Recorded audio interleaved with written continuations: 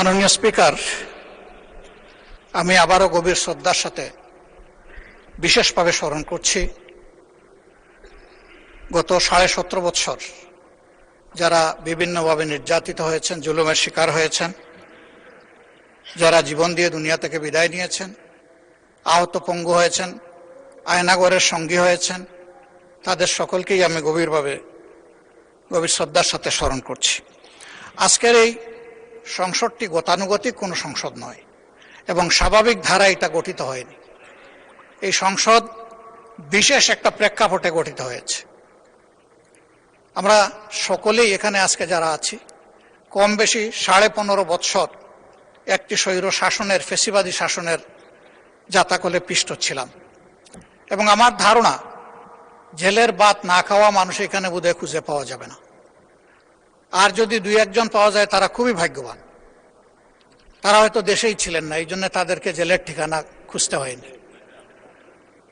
এরকম একটা প্রেক্ষাপটে আমাদের এই সংসদ গঠিত হয়েছে।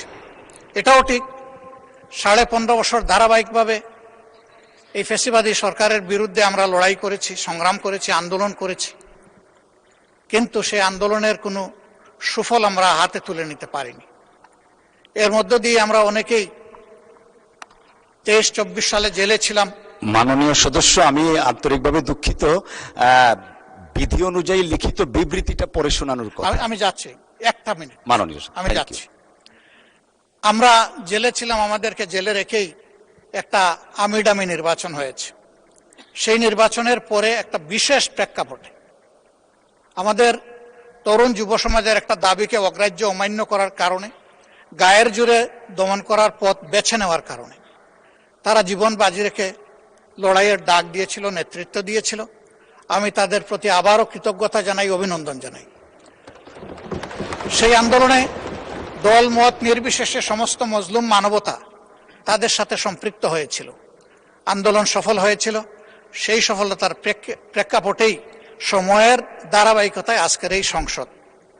এই সংসদ যে কারণে হয়েছে এইটার প্রত্যাশা আমরা সকলেই জানি, যে এই সংসদ ফ্যাসিবাদের মূল উৎপাটনের জন্য দায়িত্ব নিয়ে হয়েছে। আবার যাতে ফ্যাসিবাদ ফিরে না আসে, এই জন্যই সংস্কারের প্রস্তাবগুলো আমরা সর্বসম্মতিক্রমে সিগনেচার করে, এটার সিগনেটরি হয়ে আমরা এখানে এসেছি। আমি এখন সেই বিবৃতিটি পড়ে শোনাচ্ছি। আমার উত্থাপনীয় বিষয় জুলাই জাতীয় সনদ সংবিধান সংস্থার বাস্তবায়ন আদেশ 2025, আদেশ নম্বর 1 এর অনুচ্ছেদ 10 অনুযায়ী সংবিধান সংস্কার পরিষদের অধিবেশন আহ্বান প্রসঙ্গে আলোচনা উত্থাপনের কারণ। কেন আজকে আমাকে এই নোটিশটা দিতে হলো, এটাই দুঃখের বিষয়। জুলাই জাতীয় সনদ সংবিধান সংস্কার বাস্তবায়ন আদেশ 2025 এর অনুচ্ছেদ 10 অনুযায়ী এবং জুলাই জাতীয় সনদ বাস্তবায়ন আদেশ ও গণভোটের প্রদত্ত রায় বাস্তবায়নের লক্ষ্যে আইনে বর্ণিত সময়সীমার মধ্যে সংস্কার পরিষদের অধিবেশন আহ্বান করা হয়নি, যা 30 পঞ্জিকা দিবসের মধ্যে আহ্বান করার কথা ছিল।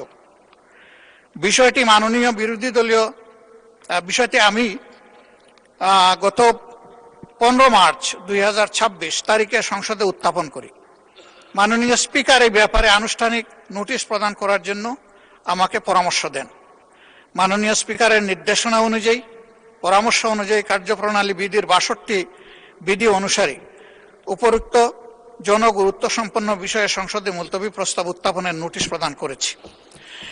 এমত অবস্থায় জুলাই জাতীয় সনদ সংবিধান সংস্কার বাস্তবায়ন আদেশ 2025 বাস্তবায়ন প্রস্তাবনায় বর্ণিত পরিস্থিতি ও কারণ উল্লেখ করা প্রাসঙ্গিক হবে বলে আমি মনে করি।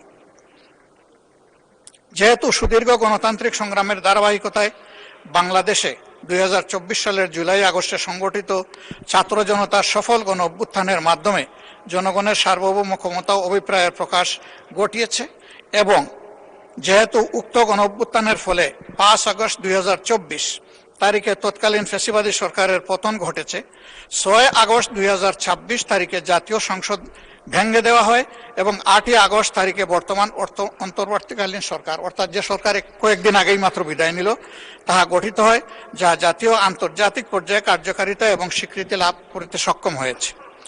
যেহেতু রাষ্ট্রীয় সংস্কার সাধনের মাধ্যমে সুশাসন, গণতন্ত্র, সামাজিক ন্যায় বিচার প্রতিষ্ঠা এবং কর্তৃত্ববাদী ও ফ্যাসিবাদী শাসনের পুনরাবৃত্তি রোধ করিবার উদ্দেশ্যে অন্তর্বর্তীকালীন সরকার সংবিধান, নির্বাচন ব্যবস্থা, জনপ্রশাসন, বিচার বিভাগ, পুলিশ প্রশাসন ও দুর্নীতি দমন ব্যবস্থার সংস্কারের সুপারিশ প্রণয়নের লক্ষ্যে 6টি সংস্কার কমিশন গঠন করে এবং উক্ত কমিশন সমূহ স্ব প্রতিবেদন সরকারের নিকট পেশ করেন।